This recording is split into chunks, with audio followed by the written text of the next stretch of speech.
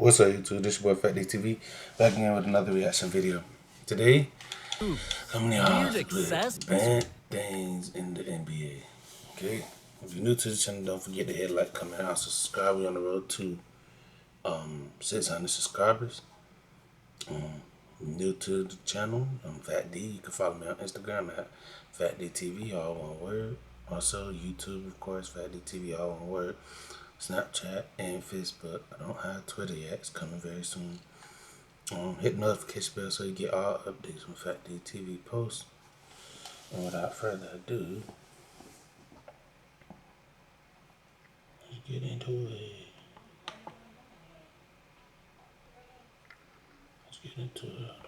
My bad, y'all.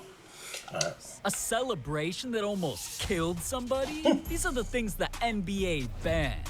And I bet you didn't know that the Warriors only became one of the greatest teams ever because of a banned food. The Warriors were keeping it secret until everybody was talking about how they could break one of the craziest records in NBA history by winning 73 games in a season. But their strength and conditioning coach knew about the team's horrible diets, and he felt the only way the Warriors would have enough energy to win that many games was putting all junk food on the banned list. But when they saw peanut butter and jelly sandwiches on the list, they fought for the right and went to war to get them unbanned. Cause apparently, it was their secret weapon. During a game at halftime, Steph was yelling back to the bench. He was like, I'm hungry, I'm starved. So he asked that I make him something, figured I'd put together a peanut butter and jelly sandwich for him, and that kind of is what started it. And after they revealed their love for the food, they made NBA history.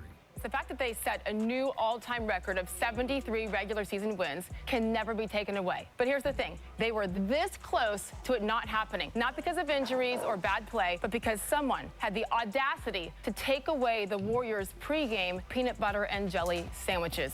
So even though the sandwiches were banned, they helped the Warriors become the greatest regular season team of all time. But maybe they should double up on the PBJ, cause now they can't even beat LBJ. But even that ain't as crazy as the NBA banning a jersey for breaking people's TVs. The Bucks came into a game ready to debut their new merch line, Cream City. Now, I don't know who came up with a name like that, but once the Bucks put the jerseys on, they repped them proudly. And creaming their opponents wasn't what the NBA had issues with.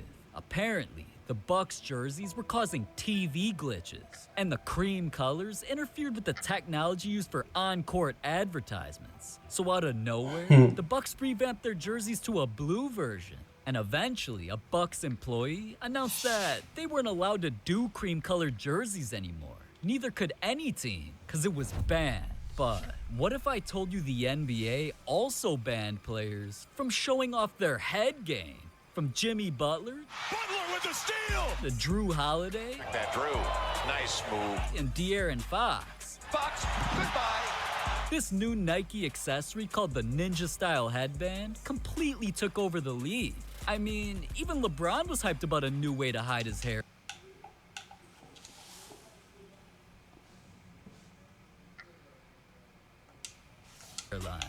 Until the NBA got scared players would tug the headbands from behind and cause injuries. So looking like my ninja was banned. But an accessory is one thing. There's banned celebrations that get players fined tens of thousands of dollars. The shot clock was becoming an issue. LeBron and the middle finger salute is one of the banned, and he'll get fined for that. Jimmy Butler getting it done. To me, those celebrations were hilarious. But to the NBA, those gestures were considered inappropriate, got players fined thousands of dollars each, and were banned. So now you see why players usually don't let their celebrations get out of pocket. But the NBA isn't the only one who bans things. LeBron James ruined all of his teammates' fun just because they lost him a championship. During the 2015 NBA Finals, LeBron was doing the near impossible by carrying his team to just 2 wins away from the title. So LeBron was hoping his teammates could stay locked in, but instead, they rolled in? Apparently is J.R. Smith. This is how you arrive here, apparently. Who else but J.R. Smith, man? When he pulled up on his hoverboard, it was all fun and games, but It completely jinxed the series, or at least that's what LeBron thought, because the Cavs lost that night, the next 2 games after, and were forced to watch their opponents celebrate a championship on their home court. So LeBron was beyond pissed. And not only did he blame the hoverboards for the losses, he literally forced the Cavs to ban them. I already know LeBron got some hate for that one. Hey, watch your mouth, woman. I bet you didn't know that the NBA bans anybody who hates on LeBron. People get pretty wild towards him. Hey, Brian, you better get this together. That receipt in that airline. And while some of those things are funny, one fan literally told LeBron she hoped his son got into a car accident and died, so he got her ejected. Oh, that's going overly fucking hard. Oh, see, somebody is. We got a fan that's got a little unruly, and LeBron is pointing it out to the officials. And what they're going to do is they're going to put them out. Now, LeBron can do that, because there's been a secret rule ever since he made a decision that shocked the world. What's your decision? In this fall, I'm going to take my talents to South Beach. That announcement nearly sparked World War III. Fans rioting, burning his jerseys, and the NBA felt like this would follow LeBron into arenas. So they invented the No LeBron Hate rule, where it states that verbal hate towards LeBron, wearing anti-LeBron merch, or even holding signs with LeBron hate will get fans ejected from the arena and banned. Now, obviously to this day, some hate slips through, but no matter what comes out of fans' mouths, it doesn't compare to what's banned from being in players' ears. Music's always been a way that players get hyped up for games, whether it's the Grizzlies holding a dance ritual or LeBron rapping his favorite lyrics. Baby, won't you come my way? Without music, players would not be on point, but the NBA didn't care. They felt that wearing earbuds was not proper attire on the court, and for a while, they stopped letting players wear them until NBA legend Vince Carter spoke out on this and said, "It's gonna hurt my routine. I like to listen to music when I'm working out. That was my chance to really kind of relax, yet focus in when I have music on." Regardless though, in the NBA, all earbuds were banned. But nothing we've talked about so far is as wild as one of the NBA's biggest cover-ups. The time they banned a basketball from making players' hands bleed. During the 2006 season, NBA Commissioner David Stern heard about a new invention called the Spalding Synthetic. And these basketballs were being specifically designed for NBA players. They were rumored to include microfibers instead of leather for better grip, which would also cause moisture to evaporate quicker. And right out of the box, every ball was supposed to feel broken in to give all players an equal advantage. There seemed like no negatives, so Commissioner Stern forced all teams to make the transition. But within only months of his balls being played with, it became one of the biggest controversies in NBA history. Trying to pay bills.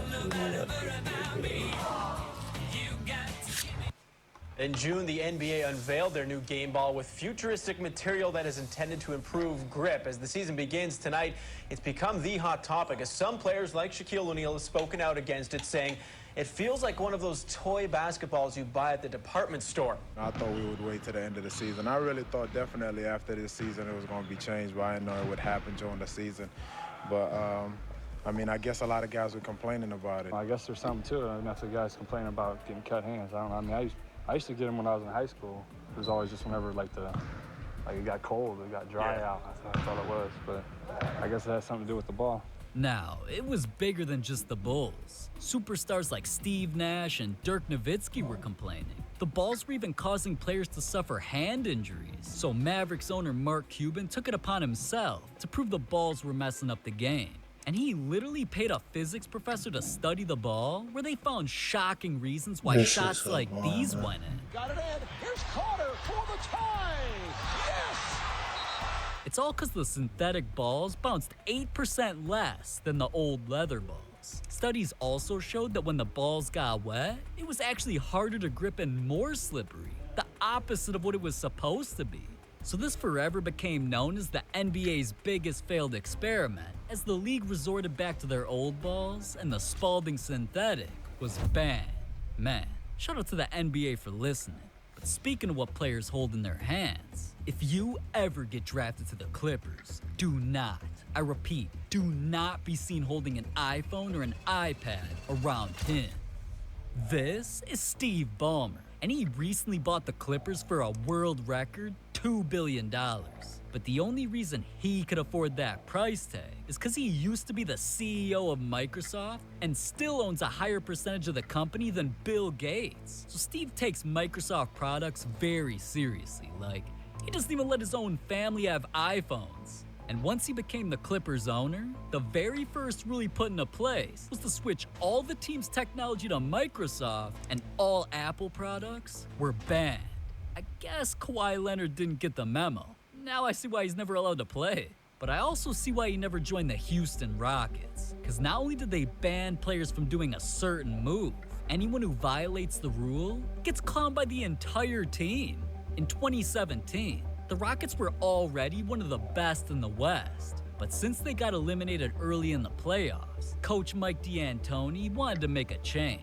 He realized all their two-point shots, other than dunks and layups, were just as likely to go in as three-point shots. So he figured, why don't we just run the same plays all game long, where James Harden brings the ball up to get his own shot, drives to the rim, or passes to an open shooter for three. Nobody was allowed to take mid-range shots, and it was definitely a strategy that stressed players out, but for any Rockets players who didn't listen, they'd get clowned during film the next day by having their picture on screen with a red X on it. And clearly they didn't want that. Not only did it have players apologizing for taking the wrong shots, him smiling. He goes, my bad. The Rockets ended up setting the record for most three-pointers made in a season and even became the best team in the league. Until the Rockets started losing in the playoffs, and NBA legends didn't feel like this was a good strategy after all. This is a crazy stat. James Harden has taken one mid-range shot in this series. The Houston Rockets have taken 7. It's okay to shoot mid-range shots. But even though that man was a Rocket, things changed a lot since he'd been there, because all mid-range shots were banned. Now, if only the NBA hadn't banned the shoes that gave players superpowers, then the Rockets would have probably been champions by now. Speaking of shoes, though, there's a ton that the NBA doesn't allow for some pretty weird reasons. Stephen Curry just wanted to celebrate the Chinese New Year with a custom pair of his signature shoes, till the NBA randomly claimed they had to match his team's colorways, and he got kicked out of his kicks. Karl Anthony Towns created some so he could put on for his favorite Netflix show, Stranger Things. But once he laced them up, the NBA told him his shoes could only include shoe brand logos. There was even the time that Kanye West revealed that he spent years designing over 300 different concepts for a Yeezy basketball shoe. And once pics leaked of his final version, the NBA didn't even let him touch the court a single time before they complained about its reflective heel. But don't even get me started on Cole Anthony, man. My God, I never thought I'd see anybody on a basketball court wearing Timbs. I'm sleepy, bro. This video is boring. Anyways, if you liked that video, hit like, comment, also subscribe to the channel, man. I'm about to take a little nap, and I'll be back posting a little later. Anyways, don't forget to hit the notification bell. Peace.